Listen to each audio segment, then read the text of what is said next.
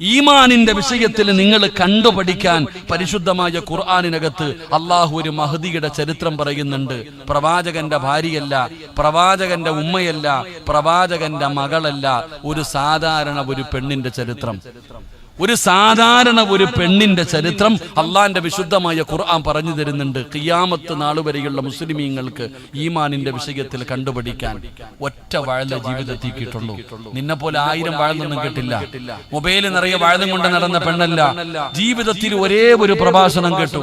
ഒറ്റ പ്രഭാഷണം കേട്ടിട്ട് നന്നായ മഹദിയാണ്. അള്ളാഹു നമുക്ക് ഈമാൻ നൽകുമാറാകട്ടെ. അള്ളാഹ് നമുക്ക് ഈമാൻ നൽകുമാറാകട്ടെ. നമ്മളോ നേരം വെളുത്ത വൈകുന്നേരം വരെ വാഴല്, നേരം വെളുത്ത വൈകുന്നേരം രാത്രി 10 മണി വരെ, 12 മണി വരെ, 1 മണി വരെ വാഴത്. എന്തെങ്കിലും മാറ്റമുണ്ടോ? എടോ എന്റെ പ്രിയപ്പെട്ടവരെ, ഇപ്പൊ ഓൺലൈനിന്റെ കാലമാണല്ലോ, മൊബൈൽ എടുത്തു വെച്ച വാഴലല്ലേ. രാവിലെ മുതൽ വൈകുന്നേരം വരെ വാഴത്. ആണും പെണ്ണും ഇങ്ങനെ കേട്ട് കേട്ട് പണ്ട് ഒരു മജ്ലിസിൽ വരണം, വാഴത് കേൾക്കാൻ വല്ല നബിദിനമോ റമദാനോ അല്ലെങ്കിൽ ഇതുപോലെ എന്തെങ്കിലും ഒരു സലാത്തിന്റെ മജ്ലിസോ എന്തെങ്കിലും ഉണ്ടെങ്കിൽ വന്നിരുന്നു വാഴത് കേൾക്കുന്ന കാലം. ഇത് കാലമൊക്കെ മാറിപ്പോയി. ഇപ്പൊ എല്ലാം മൊബൈലിന്റെ കാലമാ, ഓൺലൈനിന്റെ കാലമാ. ആണും പെണ്ണും എല്ലാം ഇങ്ങനെ കേട്ടുകൊണ്ടിരിക്കുകയാ. ജീവിതത്തിൽ ഈ കേൾക്കണ കാര്യം ഒന്നും ചെയ്യാൻ പോലും സമയമില്ല. ഞാൻ കഴിഞ്ഞ ആഴ്ച കോഴിക്കോട് സ്ഥലത്ത് വഴുതിന് പോയപ്പോ ഒരു പിതാവ്, എന്റെ പെണ്ണുങ്ങൾ പഠിക്കണം, എന്റെ ഉമ്മമാര് പഠിക്കണം, നിങ്ങളെ കളിയാക്കുകയോ പരിഹസിക്കുകയല്ല. ഞാൻ കഴിഞ്ഞ ആഴ്ച കോഴിക്കോട് ഒരു വഴുതിന് പോയപ്പോ ഒരു പിതാവ് എന്നോട് ചോദിച്ചു, നിങ്ങൾ ആ വഴുത് പറയുന്ന ഉസ്താദല്ലേ? ഞാൻ പറഞ്ഞു, എന്റെ പൊന്നാര ഉസ്താദ്, നിങ്ങൾ ഒരു കാര്യം പ്രസംഗിക്കണം, നിങ്ങളൊരു കാര്യം പ്രസംഗിക്കണം. ആ വാപ്പ 4 മണിക്ക് എഴുന്നേറ്റ് സുബഹിക്ക് പള്ളിയിൽ പോയതാ. 4 മണിക്ക് എഴുന്നേറ്റ് രോഗിയായ പ്രായം ചെന്ന വാപ്പ 4 മണിക്ക് എഴുന്നേറ്റ് പള്ളിയിൽ പോകും. സുബഹി നിസ്കാരം കഴിഞ്ഞിട്ട് അവസാനം പള്ളിയിലിരുന്ന് ദിക്റും സ്വലാത്തും പറഞ്ഞ് ദുആ ചെയ്തിട്ട് ആ വാപ്പ വീട്ടിലേക്ക് കയറി വന്നു. തന്റെ ഭാര്യയോട് ചോദിച്ചു, ഒരു ഗ്ലാസ് ചായ തരാൻ. ആ സമയത്ത് ഭാര്യ ഭർത്താവിനോട് പറയുക, ഞാൻ മജ്ലിസിലിരിക്കുകയാണെന്ന്. അള്ളാഹു നമ്മളെ കാത്തിരക്ഷിക്കുമാറാകട്ടെ. എന്റെ പ്രിയപ്പെട്ടവരെ, ഭാര്യ നിസ്കരിക്കാൻ പോയിട്ട് വരുന്ന ഭർത്താവ് ഒരു ഗ്ലാസ് ചായ ചോദിക്കുമ്പോ ഭാര്യ പറയുന്നത്, വെച്ചു കൊടുക്കാനല്ല, ഞാൻ എപ്പോഴും മജ്ലിസിലിരിക്കാം, മൊബൈലിന്റെ മുമ്പിൽ സ്വലാത്തും പറഞ്ഞ് ദിക്റും പറഞ്ഞു വഴുത് കേട്ടുകൊണ്ടിരിക്കുകയാ. അള്ളാഹു കാത്തിരക്ഷിക്കുമാറാകട്ടെ. എന്ത് സ്വർഗമാ പെങ്ങളെ, എന്ത് സ്വർഗമാ പെങ്ങളെ നിങ്ങൾക്ക് കിട്ടുക. നിന്റെ ഭർത്താവിന്റെ പൊരുത്തമുണ്ടെങ്കിലേ നിനക്ക് സ്വർഗത്തിൽ പോകാൻ പറ്റൂ. വഴുത് കെട്ടു എന്ന് പറഞ്ഞ് സ്വർഗത്തിൽ പോകാൻ പറ്റൂല. എന്റെ പ്രിയപ്പെട്ടവരെ, മനസ്സിലാക്കേണ്ടത് എവിടെയാ? ഭർത്താക്കന്മാരെ പോലും പലതും മറന്നു പോകുന്നു. നിങ്ങൾ ചിന്തിക്കേണ്ടത്, എന്റെ പ്രിയപ്പെട്ടവരെ, നിങ്ങൾ ഇവിടെ വന്ന് 2 മണിക്കൂർ നിങ്ങൾ ക്ഷമയോടുകൂടി ഫർദയും ഹിജാബും ധരിച്ച് അള്ളാഹുവിനെ ഭയന്നുകൊണ്ട് ഇവിടെ ഇരുന്ന് വഴുത് കേൾക്കുന്നു. എന്നാൽ രാവിലെ മൊബൈൽ ഓണാക്കി വെച്ച് അടുക്കളയിൽ കൊണ്ട് ചാരി വെച്ചിട്ട് തലയിൽ പോലും തുണിയിടാതെ നീ കറിയും ചോറും വെച്ചുകൊണ്ട് നടക്കുകയാ. എന്ത് ബഹുമാനമാണ് നീ കൊടുക്കുന്നത്? അതിലൂടെ നീ എവിടെ നരകത്തിലേക്ക് പോകത്തേയുള്ളൂ. അല്ലാഹു ഉമ്മത്തിനെ കാത്തുരക്ഷിക്കുമാറാകട്ടെ. എന്റെ പ്രിയപ്പെട്ട സഹോദരങ്ങളെ, ഞാൻ പറഞ്ഞു വന്നത്, ഒരാളുടെ ഹൃദയത്തിനകത്ത് ഈമാൻ കേറിയാൽ പിന്നെ അവൻ ആരെയും ഭയപ്പെടൂല, അവൻ ആരെയും പേടിയില്ല. അവൻ അറിയാം, എന്റെ പടച്ച റബ്ബ് എന്നെ കൈവിടൂല, എന്നെ സഹായിക്കുമെന്നുള്ള ഉറച്ച ഒരു വിശ്വാസം അല്ലാഹുവിന് മതി. ഏത് പ്രതിസന്ധി വന്നാലും അല്ലാഹു മതി. എന്റെ പ്രിയപ്പെട്ടവരെ, ആ ഉറച്ച ഒരു വിശ്വാസം ഉണ്ടാവുകയാണ്. അല്ലാഹുവിന്റെ പരിശുദ്ധമായ ഖുർആൻ പറയുകയാ. അതുകൊണ്ട് ഈ സദസ്സിലിരിക്കുന്നവരോട് പറയുകയാണ്, ഭയപ്പെടല്ലേ മുസ്ലിമേ, ഭയപ്പെടല്ലേ മുസ്ലിമേ. എന്തിനാ നീ ഭയപ്പെടുന്നത്? എന്തിനാ നീ പേടിക്കുന്നത്? പലരും പടച്ചവനെ ഭയന്ന് വിറച്ചുകൊണ്ട് നടക്കുകയാണ്. എന്റെ പ്രിയപ്പെട്ടവരോട് ചോദിക്കട്ടെ, അല്ലാഹുവിന്റെ വിശുദ്ധമായ ഖുർആൻ ചോദിക്കുകയാ, നീ എന്തേ വിചാരിച്ചത് സ്വർഗത്തിലേക്ക് വെറുതെ കയറി പോകാൻ പറ്റുമെന്ന് നീ കരുതിയോ? അല്ലാഹുവിന്റെ സ്വർഗത്തിലേക്ക് വെറുതെ പോകാമെന്ന് കരുതിയോ? ഇല്ല സഹോദരാ, ഇല്ല സഹോദരാ. അല്ലാഹുവിന്റെ വിശുദ്ധമായ ഖുർആൻ പറയുകയാ, നിന്റെ മുൻഗാമികൾ അനുഭവിച്ച ദുഃഖങ്ങളും ദുരിതങ്ങളും പ്രയാസങ്ങളും അനുഭവിക്കാതെ അല്ലാഹുവിന്റെ സ്വർഗത്തിലേക്ക് കടന്നു പോകാൻ കഴിയില്ലെന്ന് പരിശുദ്ധമായ ഖുർആൻ പറയുമ്പോ, എന്റെ പ്രിയപ്പെട്ടവരെ, അല്ലാഹ് ആരാണെന്ന് മനസ്സിലാക്കി കഴിഞ്ഞാൽ, അല്ലാഹ് ആരാണെന്ന് മനസ്സിലാക്കി കഴിഞ്ഞാൽ പിന്നെ അല്ലാഹ് മതിയടോ, പിന്നെ അല്ലാഹ് മതിയടോ. മഹാനായ മൂസാ നബി അലൈഹിസ്സലാം, പടച്ചവനെ, അതാ മൂസാ നബിയുടെ ചരിത്രം പഠിച്ചവരാണല്ലോ. ഫിർഔനും തന്റെ അനുയായികളും മൂസാ നബിയെ പിടിക്കാൻ കടന്നു വരികയാണ്. പടച്ചവനെ, മൂസാ നബി മുന്നോട്ട് നോക്കുമ്പോൾ ചെങ്കടലാണ്, മുമ്പില് ചെങ്കടലാണ്. തിരിഞ്ഞു നോക്കുമ്പോ പടച്ചവനെ, ഫിർഔനും തന്റെ പട്ടാളവും അതാ മൂസാ നബിയെയും മൂസാ നബിയെ കൊണ്ട് വിശ്വസിച്ചവരെയും പിടിക്കാൻ കടന്നു വരികയാ. പടച്ചവനെ, അതാ ശത്രുക്കള് പുറകില്, മുമ്പില് ചെങ്കടല്. എല്ലാവരും പറഞ്ഞു മൂസാ നബി അലൈഹിസ്സലാമിനോട് പറഞ്ഞു എല്ലാം അവസാനിച്ചെന്ന്. ആ സമയത്താണ് പടച്ചവനെ ഖുർആൻ പറയുകയാ വഖാല മൂസാ യാ ഖൗമി ഇൻ കുന്തും ആമൻതും ബില്ലാഹ്. എന്റെ പ്രിയപ്പെട്ടവരെ, അല്ലാഹുവിന്റെ പരിശുദ്ധമായ ഖുർആൻ പറയുന്ന മൂസാ നബി അലൈഹിസ്സലാമിനോട് തന്റെ ജനത പറയുകയാ എല്ലാം കഴിഞ്ഞെന്ന്, എല്ലാം അവസാനിച്ചെന്ന്. പടച്ചവനെ, അതാ മൂസാ നബി അലൈഹിസ്സലാം ആ സമയത്താണ് പറയുന്നത് കല്ലാ ഇന്ന മഈ റബ്ബി സയഹ്ദിനി. അല്ലാഹുവിന്റെ വിശുദ്ധമായ ഖുർആൻ പറയുകയാ മൂസാ നബി പറഞ്ഞത് പടച്ച റബ്ബന്റെ കൂടെയുണ്ടല്ലോ. അല്ലാഹു ഒരു വഴി കാണിച്ചു തരും, അല്ലാഹു ഒരു വഴി കാണിച്ചു തരും. പടച്ചവൻ നമ്മളെ സഹായിക്കും. എന്റെ പ്രിയപ്പെട്ടവര്, അല്ലാഹു സുബ്ഹാനഹു വ തആല ഫിർഔനെയും തന്റെ അനുയായികളെയും ആ ചെങ്കടലിൽ മുക്കി കൊന്നു എന്ന ചരിത്രം പറയുമ്പോ ഇതൊക്കെ വെറുതെ പറഞ്ഞതല്ല, ഇതൊക്കെ വെറുതെ പറഞ്ഞതല്ല. പിന്നെ എല്ലാവരും പറയുന്നത് ഉസ്താദ് നമ്മൾ ന്യൂനപക്ഷമാണല്ലോ, നമ്മൾ ന്യൂനപക്ഷമാണല്ലോ, അവര് ഭൂരിപക്ഷമാണല്ലോ.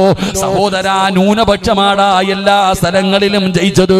ഭൂരിപക്ഷം വിജയിച്ച ഒരു സ്ഥലം നീ പറ.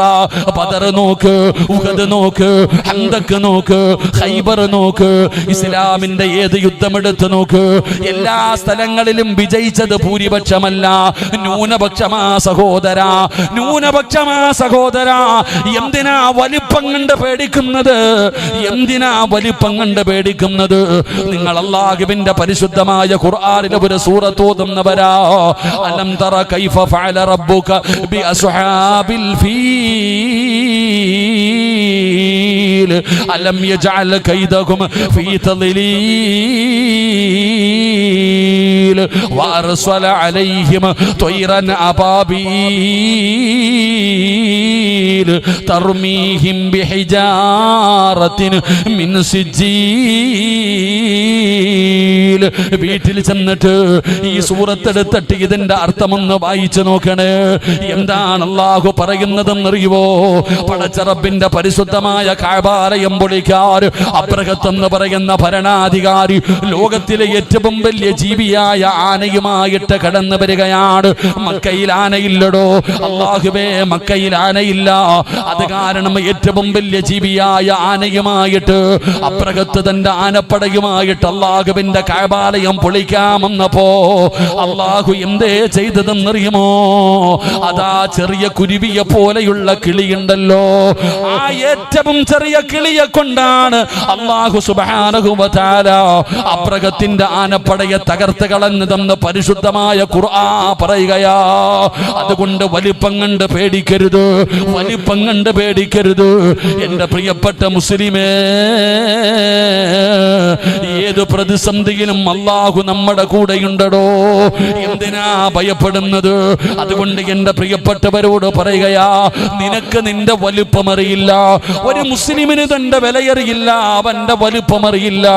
എന്റെ പ്രിയപ്പെട്ടവരെ, മഹാനായ ആദരവായ പ്രവാചകൻ നബി മുഹമ്മദ് മുസ്തഫ സല്ലല്ലാഹു അലൈഹി വസല്ലമ തങ്ങള് പടച്ചവനെ നബി തങ്ങളുടെ ചരിത്രം വായിച്ചവരാണല്ലോ. മക്കയിൽ നിന്ന് മദീനയിലേക്ക് ഹിജറ പോകാൻ അല്ലാഹുവിന്റെ പ്രവാചകൻ അവിടെ നിന്ന് തീരുമാനിച്ചപ്പോ സുബ്ഹാനല്ലാഹ്, അതാ ഇബ്ലീസ് ചെന്ന് പറഞ്ഞു കൊടുക്കുകയാ. യഥാ ശത്രുക്കൾ മുഴുവനും ഒരുമിച്ച് കൂടുകയാണ്. എന്തിന് നബി തങ്ങളെ കൊല്ലാൻ? അല്ലാഹുവിന്റെ പ്രവാചകനെ കൊല്ലാൻ കിട്ടുന്ന അവസാനത്തെ അവസരമാണ്. ഇനി ഒരിക്കലും കിട്ടില്ല. കൊല്ലണമെങ്കിൽ നബി തങ്ങളെ ഇന്ന് കൊന്നുകൊള്ളണം. അങ്ങനെ യോദ്ധാക്കൾ മുഴുവനും നബി തങ്ങളുടെ വീട് വളർന്നിരിക്കുകയാ. അല്ലാഹുവിന്റെ പ്രവാചകൻ സല്ലല്ലാഹു അലൈഹി വസല്ലമ തങ്ങളെ കൊല്ലാൻ ഒരു പിടിച്ച വാളുമായി ശത്രുക്കൾ മുഴുവൻ മുഴുവനും വീട് വളർന്നിരിക്കുകയാണ്. ആ സമയത്താണ് അല്ലാഹുവിന്റെ പ്രവാചകൻ അലിയാർ തങ്ങളോട് ചോദിച്ചു, അലിയേ, ഞാൻ കടന്നിരുന്ന സ്ഥലത്ത് നീ കടക്കുമോ അലിയേ? ഞാൻ കടക്കാൻ നബിയേ. അലിയാർ തങ്ങൾ സമ്മതിക്കുകയാണ്.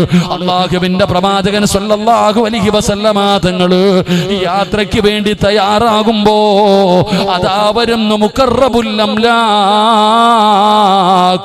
മലക്ക് ജിബ്രീൽ അലൈഹിസ്സലാം കടന്നു വരികയാണ്. അല്ലാഹുവിന്റെ പ്രവാചകന്റെ മുമ്പിൽ ജിബ്രീൽ വന്നിട്ട് പറയുന്നു, നബിയേ, യാ റസൂലല്ലാഹ്, അല്ലാഹുവിന്റെ പ്രവാചകരെ, യാത്രയ്ക്ക് വേണ്ടി ഇറങ്ങുന്നതിന് മുമ്പ് ഒരു പിടി മണ്ണ് വാരണേ നബിയേ, ഒരു പിടി മണ്ണ് വാരണേ നബിയേ. ഒരു പിടി മണ്ണ് വാരിയിട്ട് വജഅൽനാ മിൻ ബൈനി ഐദീഹിം സദ്ദാ വമിൻ ഖൽഫിഹിം സദ്ദാ. നമ്മളൊക്കെ സൂറത്ത് യാസീനിൽ ഓതുന്ന ആയത്താണല്ലോ, സൂറത്ത് യാസീനിൽ ഓതുന്ന ആയത്താണല്ലോ. അല്ലാഹുവിന്റെ പ്രവാചകനോട് പറഞ്ഞു, നബിയേ, ഈ ആയത്ത് ഓതണം നബിയേ. ഒരു പിടി മണ്ണ് വാരിയിട്ട് ഈ ആയത്ത് ഓതിയിട്ട് വാതിൽ തുറന്നിട്ട് 4 ഭാഗത്തേക്കും വലിച്ചെറിഞ്ഞിട്ട് അവരുടെ കണ്ണിന്റെ മുമ്പിലൂടെ ഇറങ്ങിപ്പോ നബിയേ.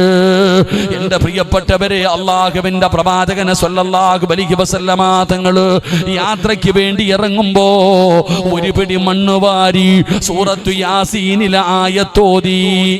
അല്ലാഹുവിന്റെ പ്രവാചകൻ സ്വല്ലല്ലാഹു അലൈഹി വസല്ലമ തങ്ങളുടെ വീട് മുഴുവനും ശത്രുക്കൾ വളഞ്ഞു നിൽക്കുക നബിതങ്ങളെ കൊല്ലാൻ. ആ സമയത്താണ് നബിതങ്ങൾ ഒരു പിടി മണ്ണ് വാരി ഖുർആനിലെ ഒരായത്ത് ഊതിയിട്ട് വാതിൽ തുറന്ന് 4 ഭാഗത്തേക്കും ഇട്ടിട്ട് ആ ശത്രുക്കളുടെ മുമ്പിലൂടെ നബിതങ്ങൾ ഇറങ്ങി നടന്നുപോയി എന്ന് എൻ്റെ പ്രിയപ്പെട്ടവരെ ചരിത്രം പഠിപ്പിക്കുകയാ. അള്ളാഹു നമുക്ക് ഈമാൻ നൽകുമാറാകട്ടെ. ഒരു മുസ്ലിമിന് ആയുധമൊന്നും വേണ്ട, അവൻ ആയുധമൊന്നും വേണ്ട, അവന്റെ കാൽ ചുവട്ടിൽ കിടക്കുന്ന ഒരു പിടി മണ്ണിന് പോലും മഹത്വമുണ്ട്. അള്ളാഹു നമുക്ക് ഈമാൻ നൽകുമാറാകട്ടെ. ബദറിന്റെ രണാങ്കണത്തിലേക്ക് യുദ്ധത്തിന് പോകുമ്പോൾ ഒരു സ്വഹാബി നബിതങ്ങളോട് വന്നു പറഞ്ഞു, നബിയെ, എനിക്ക് ആയുധമൊന്നുമില്ല നബിയെ, ഞാൻ രണാങ്കണത്തിലേക്ക് പോകുകയാ, വാളോ പരിചയോ കുന്തമോ എനിക്കൊന്നുമില്ല നബിയെ. അള്ളാഹുവിന്റെ പ്രവാചകൻ സ്വല്ലല്ലാഹു അലൈഹി വസല്ലമ തങ്ങൾ താഴെ കിടന്ന ഈന്തപ്പന മരത്തിന്റെ മടലെടുത്ത് കയ്യിൽ കൊടുത്തിട്ട് പറഞ്ഞു, യുദ്ധത്തിന് പോകാൻ. അത് മതിയായിരുന്നടോ. അള്ളാഹു നമുക്ക് ഈമാൻ നൽകി അനുഗ്രഹിക്കുമാറാകട്ടെ. അതുകൊണ്ട് ഏതെങ്കിലും ഒരു മനുഷ്യൻ തവക്കൽതു അലല്ലാഹ് എന്ന് പറഞ്ഞാൽ അവൻ അള്ളാഹു കൊടുക്കുന്ന 2ാമത്തെ പ്രതിഫലം അവൻ അല്ല മതി. ഏത് വിഷയത്തിലും അവൻ അല്ല മതി. അവൻ അറിയാം എൻ്റെ റബ്ബെനിക്കൊരു വഴി കാണിച്ചു തരുമെന്ന്. അള്ളാഹു നമുക്ക് ഈമാൻ നൽകുമാറാകട്ടെ. അള്ളാഹു നമുക്ക് ഈമാൻ നൽകുമാറാകട്ടെ. ഉറക്കപ്പറ അള്ളാഹു നമുക്ക് ഈമാൻ നൽകുമാറാകട്ടെ. എൻ്റെ പ്രിയപ്പെട്ട സഹോദരങ്ങളെ, 3 അള്ളാഹുവിൻ്റെ പരിശുദ്ധമായ ഖുർആൻ പറയുകയാ. അള്ളാന്റെ പരിശുദ്ധമായ ഖുർആൻ പറയുകയാ, 3ാമത്തെ പ്രതിഫലം എന്തെന്നറിയുമോ? എന്റെ പ്രിയപ്പെട്ടവരെ, അള്ളാഹുവിന്റെ പരിശുദ്ധമായ ഖുർആൻ മഹാനായ ആദരവായ പ്രവാചകൻ നബി മുഹമ്മദ് മുസ്തഫ, ആദരമായ പ്രവാചകൻ നബി മുഹമ്മദ് മുസ്തഫ സ്വല്ലല്ലാഹു അലൈഹി വസല്ലമ തങ്ങൾ പറയുകയാണ്, തവക്കൽതു അലല്ലാഹ് എന്നൊരു മനുഷ്യനെ പറഞ്ഞ അവന് കിട്ടുന്ന 3ാമത്തെ പ്രതിഫലം അവന്റെ ഉപജീവനത്തിൽ അല്ലാഹു ബർക്കത്ത് ചെയ്യുമെന്ന് നബി മുഹമ്മദ് മുസ്തഫ സ്വല്ലല്ലാഹു അലൈഹി വസല്ലമ തങ്ങൾ പറയുകയാണ്. അവന്റെ ഭക്ഷണമുണ്ടല്ലോ, അവന്റെ ജീവിതമാർഗമുണ്ടല്ലോ, അതിനകത്ത് അല്ലാഹു ബർക്കത്ത് ചെയ്യുകയാണ്. നിങ്ങളുടെ കടലിൽ പോയി മീൻ പിടിക്കുന്നവരല്ലേ എന്റെ പ്രിയപ്പെട്ടവരെ, നിങ്ങൾ ബോട്ടിലാകട്ടെ വള്ളത്തിലാകട്ടെ, നിങ്ങൾ കടലിലേക്ക് ചെല്ലുമ്പോ അതാ പടച്ചവനെ, ഈ കരയിൽ നിന്നല്ലേ കിളികളെ പറന്ന് കടലിലേക്ക് വരുന്നത്. അതിന്റെ അന്നം തേടിയിട്ട് ഒട്ടിയ വയറുമായത് കടന്നു വരുന്നു. അതാ ആവശ്യമുള്ള ഭക്ഷണങ്ങൾ കടിച്ചിട്ട് വയറ് നിറച്ചിട്ട് തന്റെ മക്കൾക്കുള്ള ഭക്ഷണവുമായത് തിരിച്ചു വരുന്നത് നീ കാണുന്നവനല്ലേ. എന്റെ പ്രിയപ്പെട്ടവരെ,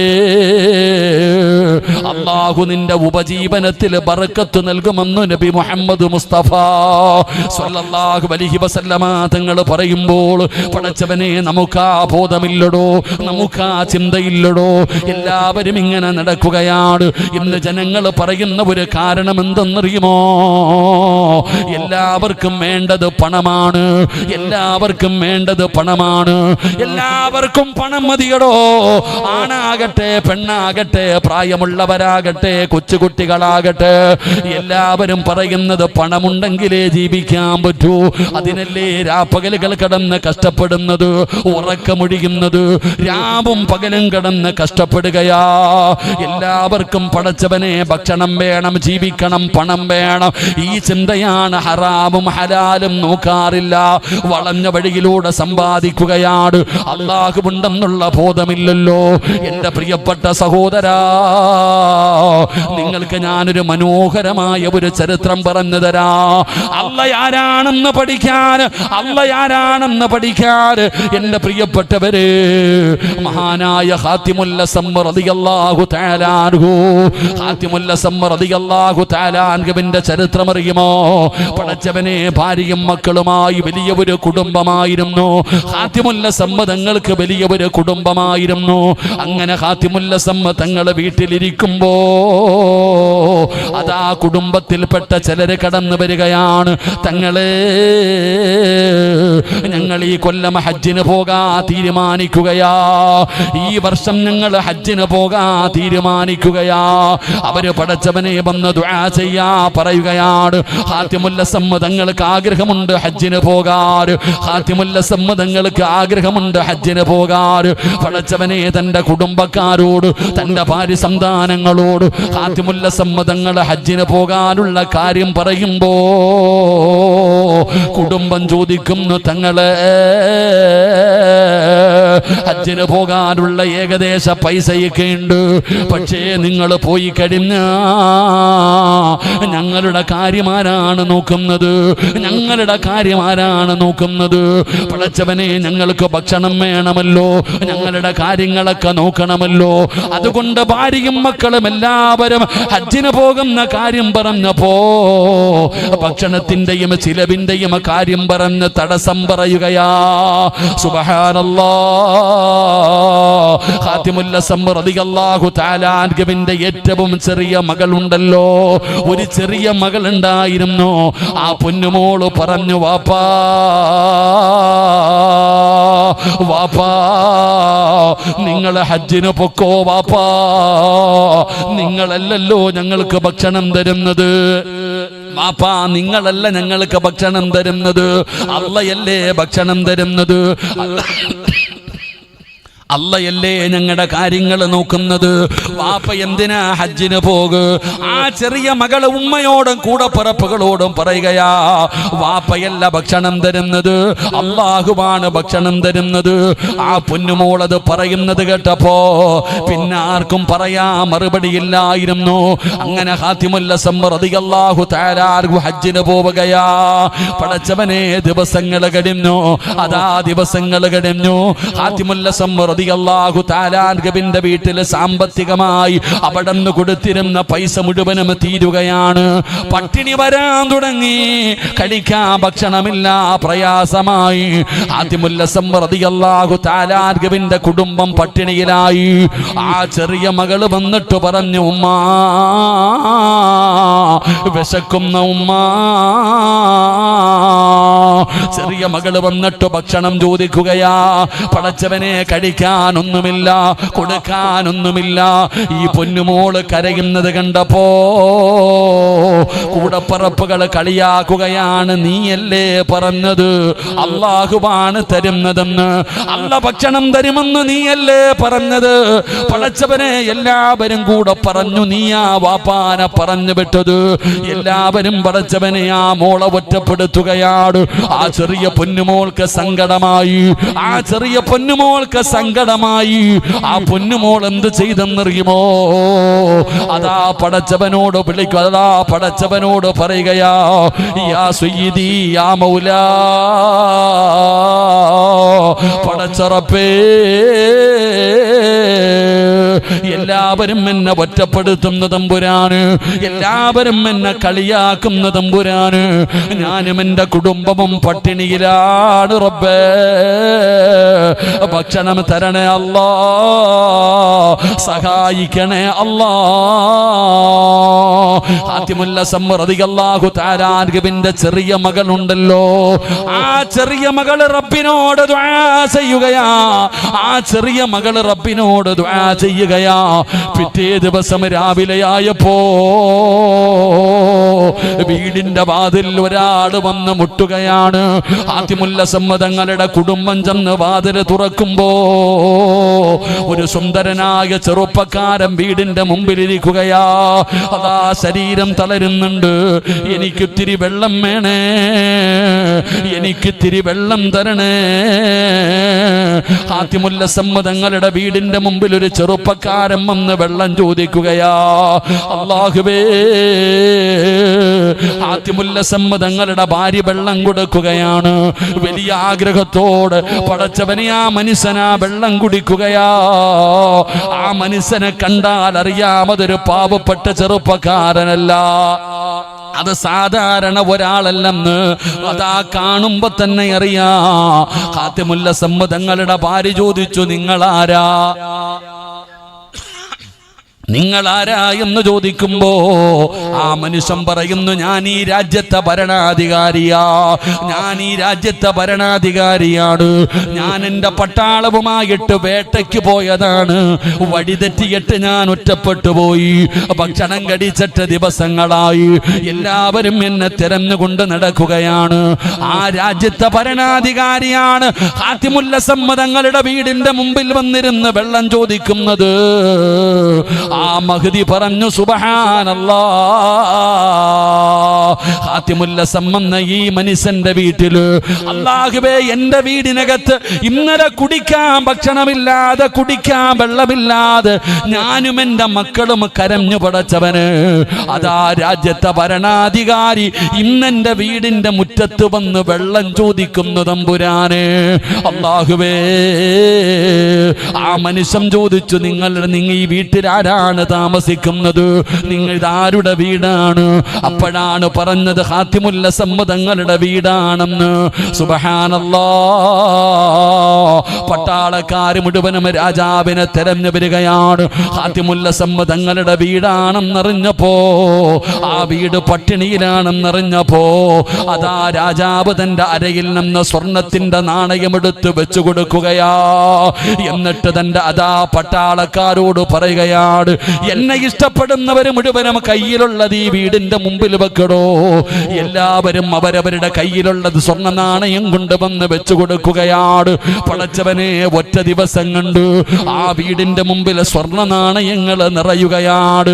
പടച്ചവനെ, ആ സമയത്താണ് ഹാത്തിമുൽ അസ്സം തങ്ങളുടെ മകളിരുന്ന് കരയുകയാ. അപ്പോഴും ആ ചെറിയ മകളിരുന്ന് കരയുകയാ. രാജാവ് ചോദിച്ചു, മോളെ, എന്തിനാ നീ കരയുന്നത്? എന്തിനാ നീ കരയുന്നത്? പടച്ചവനെ, ഇനി നിനക്ക് പട്ടിണിയില്ലല്ലോ. മരിക്കുന്ന കാലം വരെ തിന്നാനുള്ള, ജീവിക്കാനുള്ള സമ്പത്ത് നിങ്ങൾക്ക് ലഭിച്ചു കഴിഞ്ഞല്ലോ. എന്തിനാണ് കരയുന്നതെന്ന് ചോദിക്കുമ്പോ ഹാത്തിമുൽ അസ്സം തങ്ങളുടെ മകള് പറഞ്ഞ മറുപടി എന്തെന്നറിയുവോ? അല്ലാഹുവിന്റെ അടിമയായ ഒരു മനുഷ്യൻ എൻ്റെ വീട്ടിൽ വന്നപ്പോ, അല്ലാഹുവിന്റെ അടിമയായ ഒരു മനുഷ്യൻ എൻ്റെ വീട്ടിൽ വന്നപ്പോ, മരിക്കുന്ന കാലം വരെ തിന്നാനുള്ള, ജീവിക്കാനുള്ള സമ്പത്ത് ഞങ്ങൾക്ക് കിട്ടിയെങ്കിൽ, അല്ലാ, നീ എങ്ങാണം ഞങ്ങളുടെ വീട്ടിൽ വന്നിരുന്നെങ്കിൽ പടച്ചവനെ, ഞങ്ങൾ എന്താകുമായിരുന്നു? എൻ്റെ പ്രിയപ്പെട്ടവരെ, ഇതാണ് അല്ലാ. ഈ വിശ്വാസമാണടോ നമുക്ക് വേണ്ടത്. ഈ വിശ്വാസമാണടോ നമുക്ക് വേണ്ടത്. അല്ലാ ഒരിക്കലും നമ്മളെ കൈവിടില്ല സഹോദരാ. ഒരിക്കലും പടച്ചവൻ നമ്മളെ പട്ടിണിക്കിടൂല. അല്ലാഹുവേ, നിങ്ങൾ പറയുന്നത് എന്താണ്? പലരും കടലിലേക്ക് മീൻ പിടിക്കാൻ പോകുമല്ലോ, വെറും കയ്യോടെ തിരിച്ചു വരുന്നവരുണ്ട്, വെറും കയ്യോടെ തിരിച്ചു വരുന്നവരുണ്ട്. ആ എണ്ണയുടെ കാശ് പോലും നഷ്ടമാകുന്നവരുണ്ട്. പടച്ചവനെ, കടലിൽ മീനില്ല എന്നിട്ടല്ല. എന്റെ പ്രിയപ്പെട്ടവരെ, നീ പോകുന്ന സമയത്ത് പറയണം, ബിസ്മില്ലാഹി തവക്കൽതു അലല്ലാഹ്. നീ പടച്ച റബ്ബില് പരമേൽപ്പിച്ചിട്ട് പോയാ അല്ലാഹു ഒരിക്കലും നമ്മളെ വെറും കയ്യോടെ മടക്കില്ലടോ. അതുകൊണ്ട് എന്റെ പ്രിയപ്പെട്ടവരോട് പറയുകയാണ്, എന്തുകൊണ്ടാണ് പടച്ച റബ്ബ് നമ്മളെ കൈവിടുന്നതെന്നറിയുമോ? നമ്മൾ അല്ലാഹനെ മറന്നുപോയടോ. അല്ലാഹനെ നമ്മൾ മറന്നുപോയി. പടച്ചവനോട് ധിക്കാരം കാണിക്കുന്നത് കൊണ്ടാണ്, ആ പടച്ച റബ്ബിനെ മറന്നുകൊണ്ട് ജീവിക്കുന്നത് കൊണ്ടാ അല്ലാഹു നമ്മളെ കൈവിടുന്നത്. പടച്ച റബ്ബേ, മരിക്കുന്ന കാലം വരെ ഒരാളുടെ മുമ്പിലും കൈനീട്ടി യാചിക്കേണ്ട അവസ്ഥ വരുത്തല്ലേ അല്ലാ. അല്ലാഹുവേ, അല്ലാഹുവേ, മരിക്കുന്ന കാലം വരെ ഒരാളുടെ മുമ്പിലും കൈനീട്ടേണ്ട അവസ്ഥ വരുത്തല്ല അല്ലാ.